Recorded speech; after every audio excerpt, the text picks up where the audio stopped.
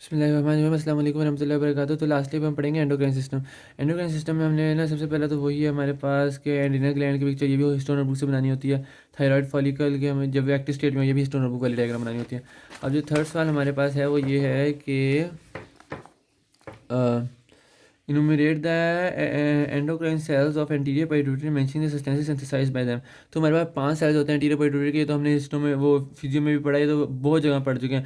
सबसे पहले इलेक्ट्रोट्रोफ जो कि प्रोलैक्टिन बनाता है, फिर कॉर्टिकोट्रोफ जो कि एड्रीनोकॉर्टिकोट्रोफिक हार्मोन और लाइपोट्रोपिन बनाता है, फिर थायरोट्रोफ जो कि थायरोट्रोपिन बनाते हैं। हर किसी के नया गोनाडोट्रोफ नाम से पता चला है कि हमारे पास फॉलिको स्टिमुलेटिंग हार्मोन, लुटिनाइजिंग हार्मोन बनाते हैं, और इसके अंदर हमारे पास सोमेटोट्रोफ जो कि हमारे पास सोमेटोट्रोपिन हार्मोन बनाते हैं। ठीक हो गया। लेकिन यहाँ पे बस एक चीज़ ये है कि ना जो कि वो है वो ये कि जो हमारे पास याद करने वाली है वो ये कि एड्रीनो नहीं कॉर्टिकोट्रोप्स है ना, ये हमारे पास लाइपोट्रोपिन हार्मोन भी बनाते हैं, जो कि हमारे पास एक नई चीज़ है जो कि हमारे पास आमतौर पे नहीं लिखी थी बुक्स में। अब अगला क्वेश्चन है कि enumerate the endocrine cells of the thyroid gland mentioning the substances synthesized by them.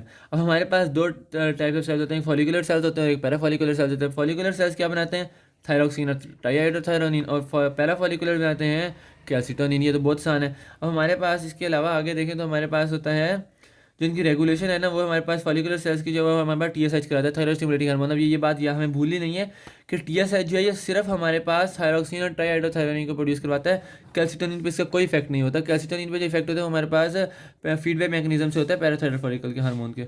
आगे हम लोग देखें तो आगे हमारे पास क्वेश्चन है, name the chromophil cells found in the पास्ट distalis of the pituitary gland with the general staining in the tabulated form. ठीक हो गया। अब हमारे पास पास सेल्स में वही वाले जो ऊपर सेल्स पड़े हैं वही वाले हमारे पास आएंगे, बस हमने इनको अरेंज कर देना है इन फॉर्म्स ऑफ कि कौन सी चीज़ किस चीज़ से हमारे पास स्टेनिंग होती है। तो जो एसिडोफिल होते हैं वो दो होते हैं, और ये दो वो होते हैं जो कि हमारे पास हार्मोन बनाते हैं। कोई हमारे पास इनको याद करने के जो भी दो सेल्स हैं ना जो कि हमारे पास हार्मोन्स की प्रोडक्शन में इन्वॉल्व है रादर देन उसकी स्टिमुलेटिंग हार्मोन बनवाने में, वो हमारे पास होंगे। जैसे सोमेटोट्रोपिन बनाते हैं, ये खुद हार्मोन है। एस्ट्रोट्रोस मेमोट्रोपिन बनाता है, वो मेमोट्रोप्स जो होते हैं ये हमारे पास होते हैं। मेमोट्रोप्स और इलेक्ट्रोट्रोप्स एक ही नाम है, ये हमारे पास होते हैं एसिडोफिल क्योंकि, और ये हमारे पास प्रोलैक्टिन बनाते हैं। ठीक हो गया। अब आगे देखें हमारे पास कोर्टिकोट्रोप्स, ये खुद हार्मोन है, ये हमारे पास हार्मोन की प्रोडक्शन को कंट्रोल करने के लिए बनाते हैं फीडबैक मैकेनिज्म के तौर पे। तो एडिनोकॉर्टिकोट्रोफिक हार्मोन, एल एच और एफ एस एच, ये भी हमारे पास वैसे तो खुद हार्मोन है, और साथ हमारे पास है थायराइड स्टिमुलेटिंग हार्मोन। तो ये जो तीन है हमारे पास बेसोफिलिक है, ऊपर वाले दो जो है हमारे पास एस्ट्रोफिलिक है। अब अगर हमारे पास ट्यूमर डेवलप हो जाए तो हमारे पास क्या होता है कि हमारे पास जो इस सीजन में हमारे पास ट्यूमर डेवलप होता है वो हमारे पास बिनाइन होता है, और दूसरा ये कि ये जो हमारे पास होता है ना, ये हमारे पास प्रोडक्शन इन हार्मोन्स की प्रोडक्शन को इन्हेंस करवा देता है। अगर ये डिस्ट्रक्शन ना हो, अगर डिस्ट्रक्शन हो जाए इन पार्ट की, तो फिर ये हमारे पास इनकी प्रोडक्शन को एब्रप्टली एक्यूटली हमारे पास ड्रॉप करवा देता है। अगला सवाल हमारे पास है, write the histological structure of thyroid gland which of it cell is concern with the bone metabolism. ठीक हो गया। हमने हिस्टोलॉजिकली तमाम थायराइड ग्लैंड को देखना है, तो ये बिल्कुल एक कहानी के तौर पे है कि हमारे पास सबसे पहले कि हमने थायराइड ग्लैंड को एक्सटर्नली देखना है कि उसके दो लोब्स होते हैं जॉइंट बाय एस्थमस। ठीक हो गया। अब इसके इर्द गिर्द हमारे पास कैप्सूल होता है। कैप्सूल के हमारे पास अब कैप्सूल में हमारे पास क्या होता है कि इसके हमारे पास कैप्सूल से हमारे पास ना कुछ सेप्टास डेवलप होते हैं जो कि हमारे पास अंदर जाते हैं और उनको इनडिस्टिंक्ट लोब्यूल्स के अंदर हमारे पास डिवाइड कर देते हैं, और ब्लड वेसल्स और लिम्फेटिक्स जो ड्रेनेज जो सारी नर्व्स हैं वो इन्हीं सेप्टा के अंदर जाती हैं। फिर क्या होता है हमारे पास के जो पेरेन्काइमा होता है ना उनके हमारे पास उसके अंदर हमारे पास 20 to 30 million follicle cyst like structure होते हैं जिनको हम लोग कहते हैं थायराइड फॉलिकल्स। ये थायराइड लोब्यूल्स होते हैं जो कि हमारे पास सेप्टा बनाते हैं। फिर हमारे पास पेरेन्काइमा के अंदर होते हैं थायराइड फॉलिकल्स। अब हर एक थायराइड फॉलिकल जो होता है ना इसके अंदर हमारे पास फिर सिंपल क्यूबॉइडल एपिथेलियम होती है जो कि हमारे पास सराउंड कर रही होती है कोलाइड एक कैविटी को, जिसके अंदर कोलाइड होता है। कोलाइड एक ग्लू लाइक मटीरियल होता है।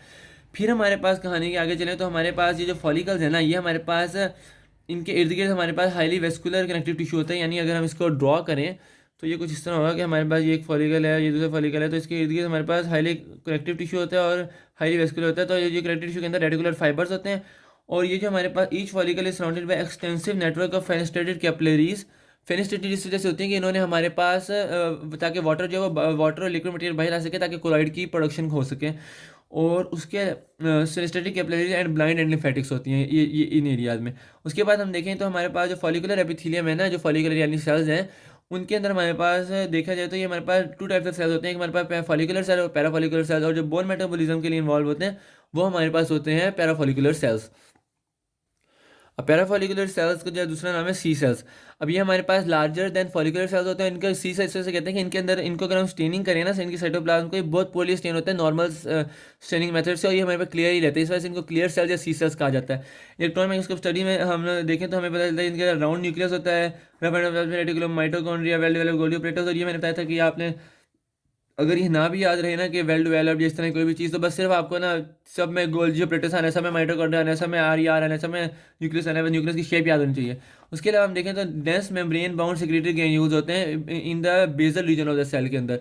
सी सेल्स के अंदर हमारे पास जो कैल्सिटोनिन होते हैं हमारे पास बेजल रीजन में हमारे पास होते हैं ग्रैन्यूल्स, उनके अंदर से प्रोड्यूस होता है। और उसका मेटाबॉलिक बोन पे इफेक्ट क्या होता है, तीन इफेक्ट होते हैं कि हमारे पास लोअरिंग प्लाज्मा कैल्शियम लेवल, और कैसे करता है हमारे पास एक तो उसी का ही हमारे पास अगर सवाल पूछे तो उसी का अगला इसका फंक्शन है कि इनहिबिट बोन रिजॉर्प्शन को कम करता है, और act and antagonist to parathyroid hormone. और इसका बेसिक फंक्शन क्या होता है कि हमारे पास कम करता है और हमारे पास डिपॉजिट करवाता है बोन के ऊपर, और पैराथायराइड हार्मोन बोन से रिजॉल्व करवाता है और हमारे पास ब्लड के अंदर इंक्रीज करता है।